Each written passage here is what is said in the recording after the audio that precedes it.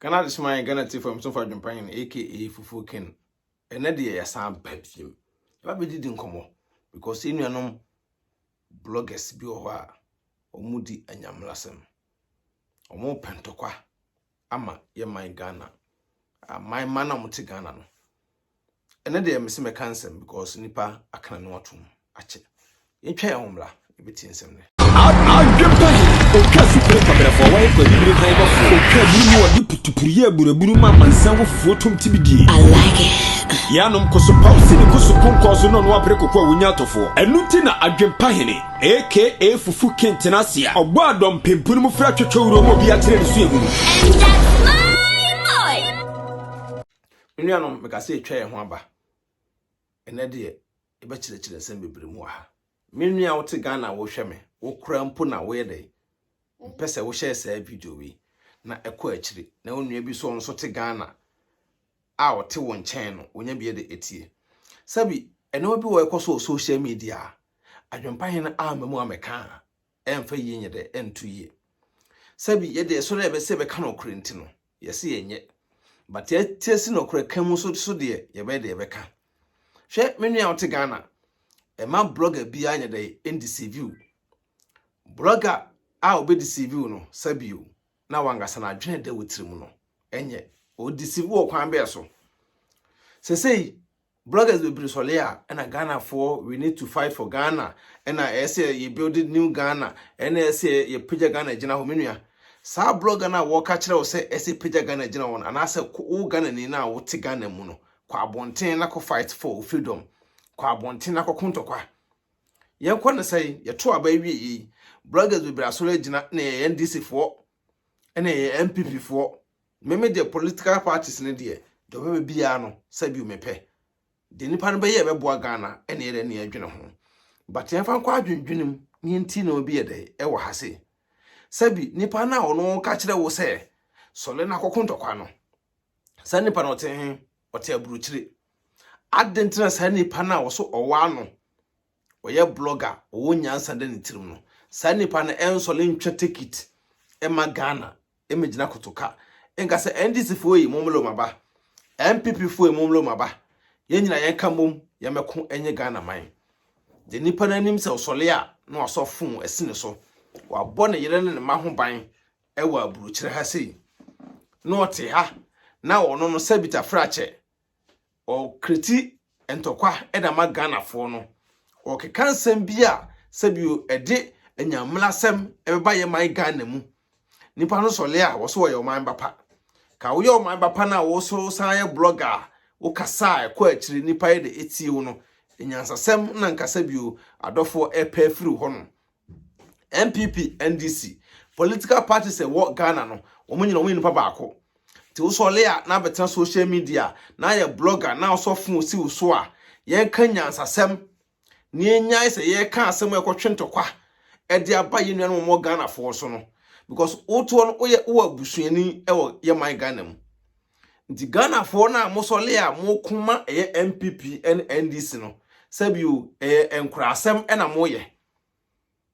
enkurasem na mo ye sabi adwempan ne akana no otoma che ne empese be kasa fasa no ma we se ho but adrum pempen so a bloggers ne bebre no e create no wa bia nyansa nim bloggers bebre create no ma adwene ba ko posei enye de enim ena obehu social media na oba panyinu bi asofo asi no so bema panyinu bi asofo asi no so embrantel so sofo asi omo so adan a we need to build new Ghana, we need to fight for Ghana. He many no bloggers am wa brochire na wadwene susu asa adwene deda mutirim susu asa mo kuma Ghana for no mte Ghana no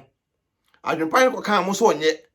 COVID-19 ebaye no e say we are blogger who are brochire kuta o papers oko Ghana you have to pay $150 o plane ticket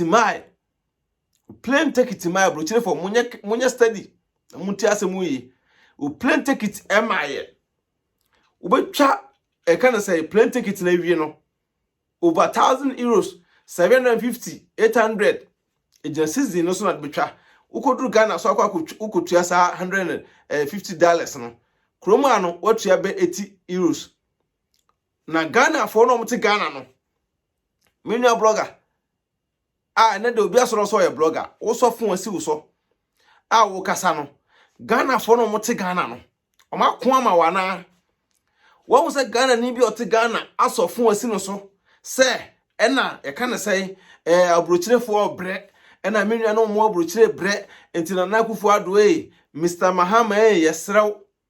sa COVID-19 no test na $150 no monte so Ghana ni bia so fon ensi no so nya sa de no yeah bloggers no and yeah fighting against that but good results be anya the MI hwe we ye blogger and also we ye blogger na wa bruchira ha wo shepo car e de ko Ghana utua kind of shipment fee e wa ha na wa shepo e de car na ko Ghana car no ko Ghana unim ska ubeyi e wo Ghana ho na Ghana fo asa ton car no e da maye sikana udi yi car no ebia me kase to car no bia be 2000 3000 ukoduri se ukoyi car no na ya sa ton car no ama obe ya be 2005 uyi car no wasa tua sa bill no menua ansa na o car no kra be pie no na hwehwe abo because empanyimfo no koyi no bi o mu ayede atonton na o te aburu ha o so le na wo fight ma Ghana menua ya na to down ya na pese e kasa na e kan no aton because ye my Ghana na da ho no wa wo se Ghana e betumi asan so la fa no ntuma pa afira no na me se hu se wo te aburu ha na wo ye wo na ye se ye Ghana yi se ye Ghana yi menua so na kotena Ghana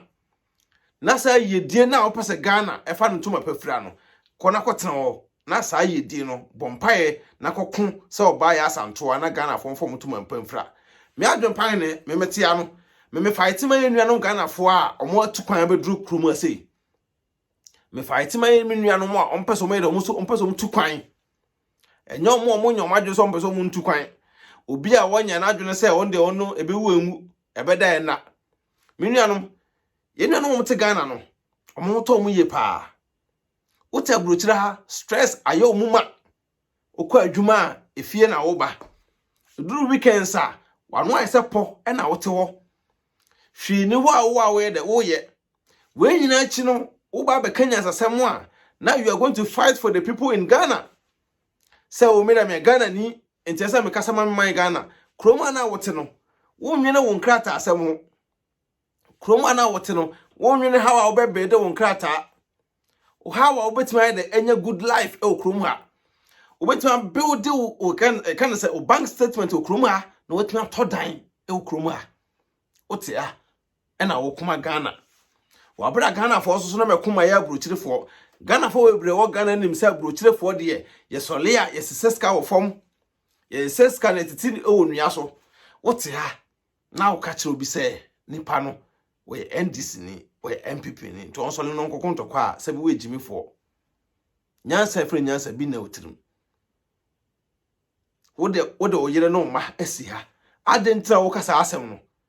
wo to sa ansem na gumfra mamu no wonko Ghana ho na wonko ko sa ntokwa no ema Ghana fo no sa wo so we NDC ni we MPP ni na wo pese wo kuma Ghana fo a so le na ko Ghana na ko sa ntokwa no na fama Ghana fo no mote wono omoto omo a komantu kwan yete kuro no mu no ye hoto ya ke antu kwan se ye ba ha o nti Ghana fo na moto kwan na sabio tafrache mo sora mo sofo asi mo so ena gbagbagba o chira gbagbagba ena politics ena we ena NDC ena MPP menua die be na unya firim den ena unya firim menua se unya 1000 of euros mpo firimu a so nyansa mini anum Ghana for moto obi ti ase osofo osi ne so e ka kire say you need to fight for your right ka kire say nipa kro no say wo mla me fight for our right na ma wo obi ti aburu kire ha osofo osi ne so say Ghana man na da ho no mo so nam kokonto kwa ana say mo ko fight so we the president we be so ye mpene ye do be so ye mpene he se Mahama be so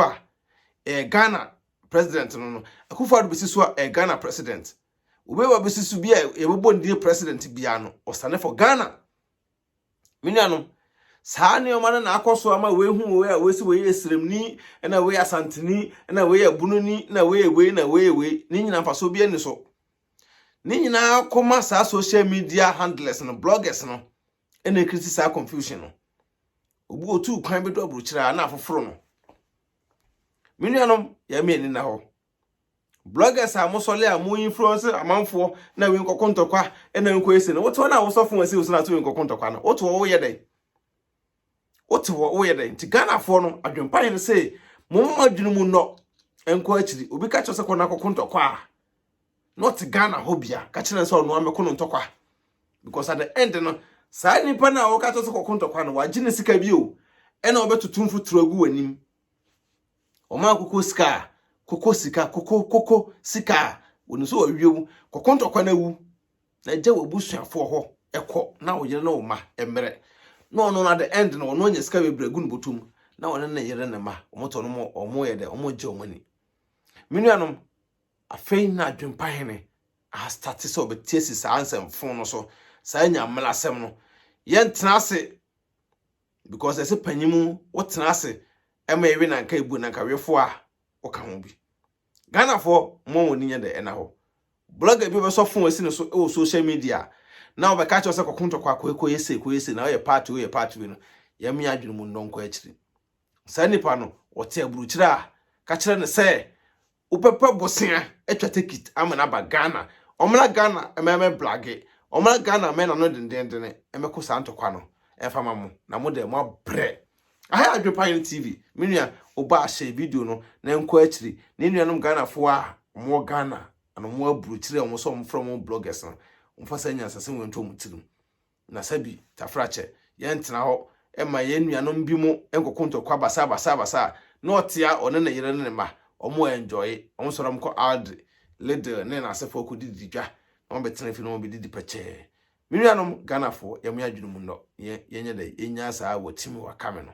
oba subscribe to YouTube channel no send da under the video bi aba won sabe dey won sabe ka hi Germany Stuttgart adwempa TV do ba ye be ka no kra kire o se me ka no kra na se wompem asem a